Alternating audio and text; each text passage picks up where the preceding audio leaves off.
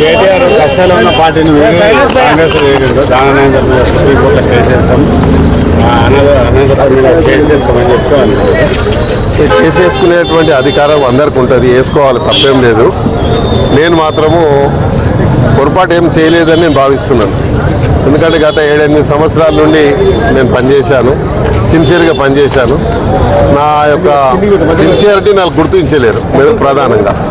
కాబట్టి నేను దాని మీద కామెంట్ చేయను. ఎందుకంటే ఒకసారి ఎప్పుడైతే నేను పార్టీ వదిలేసి వచ్చానో వాళ్ళకు తప్పకుండా యాంటీ డిఫెక్షన్ కింద మనకు కోర్టుకు పోయే అధికారం ఉంది. కాబట్టి దాన్ని ఎందుకు వేస్తారో నేను ప్రశ్నించాను. తప్పకుండా అది వేసుకోవచ్చు. నేను సరైన సమయంలో నేను కూడా కోర్టులో రిప్లై ఇస్తాను. అంటే ఇప్పుడు లోకల్గా గెలిచి ఎమ్మెల్యే ఎన్నికల్లో గెలిచిన ఓటర్లను మోసం చేసి ఇతర పార్టీల పైన ఇది అన్నీ దాన్ని చెప్తే చాలా రకాల అర్థాలు వస్తాయి. ఎందుకంటే గతంలో కూడా జరిగినాయి, ఇవన్నీ ఇప్పుడు కూడా జరిగినాయి. కాబట్టి గతంలో మనం చేసిందేమో అది ఇది మంచి పని, లేకుంటే ఇప్పుడు చేసింది అపవిత్రమైంది అని చెప్పడానికి ఎవరికి అధికారం ఉండదు. కాబట్టి దాని విషయంలో నేను అంత కామెంట్ కూడా చేయదలుచుకోలేదు. వాళ్ళు ఎంతైనా గొప్పలు ఎన్నైనా మాట్లాడవచ్చు, కానీ నేను మాత్రం కార్యకర్తగానే ఎదుక్కుంటూ వచ్చాను.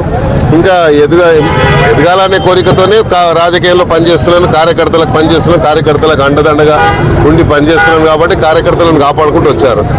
కాబట్టి నేను నా కార్యకర్తలకు ఏం చేస్తున్నానని నా కార్యకర్తలకు తెలుసు. కాబట్టి నేను దాని విషయంలో చెప్పను. మీరు చేసింది ఇక అది చూసుకోవాలి. ఎందుకంటే వాళ్ళతో 1000 కోట్లు సంపాదించుకున్న వాళ్ళేమో వాళ్ళ గురించి మాట్లాడతలేరు. ఎందుకంటే వాళ్ళ దాంట్లో వాళ్ళ పర్సెంటేజ్ ఉంటుంది కాబట్టి, వాళ్ళ దాంట్లో వాళ్ళకి షేర్ ఉంటుంది. కాబట్టి మేము ₹1 పైరవి చేయలేదు, ₹1 కమిషన్ తినలేదు, ఒక పని చేయలేదు. మేము కార్యకర్తనే పని చేస్తే కార్యకర్తగానే ఉన్నాం. కాబట్టి మేము ఇక ఆమె గురించి నేను తప్పు, ఒక ఆడపరుసు గురించి నేను మాట్లాడాను, తప్పు అవుతుంది మాట్లాడితే.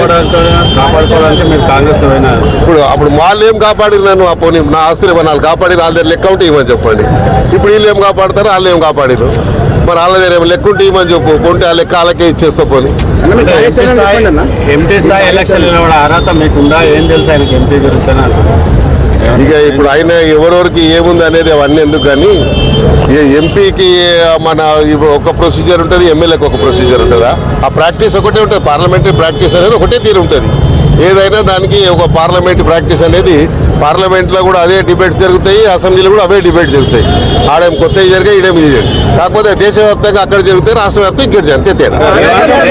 సీఎం గారు 3500 కోట్లు ఢిల్లీకి పంపించారు కాబట్టి వీళ్ళందరితో 3 నెలల్లో పంపించిండా?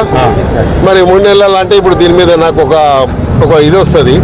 3 నెలల్లోనే రేవంత్ రెడ్డి గారు 3000 కోట్లు ఇలా జరిగింది సంపాదించిండు అంటే మరి 10 ఏళ్లలో మీరు ఎంత లెక్క చేయాలి కదా? 3 నెలలది 10 ఏళ్ళకు ఎంత అవుతుందో లెక్క చేస్తే మరి మీరు 10 ఏళ్ళకి అంత సంపాదించినట్టు లెక్క కదా? దాని అర్థం అంతే వస్తుంది కదా.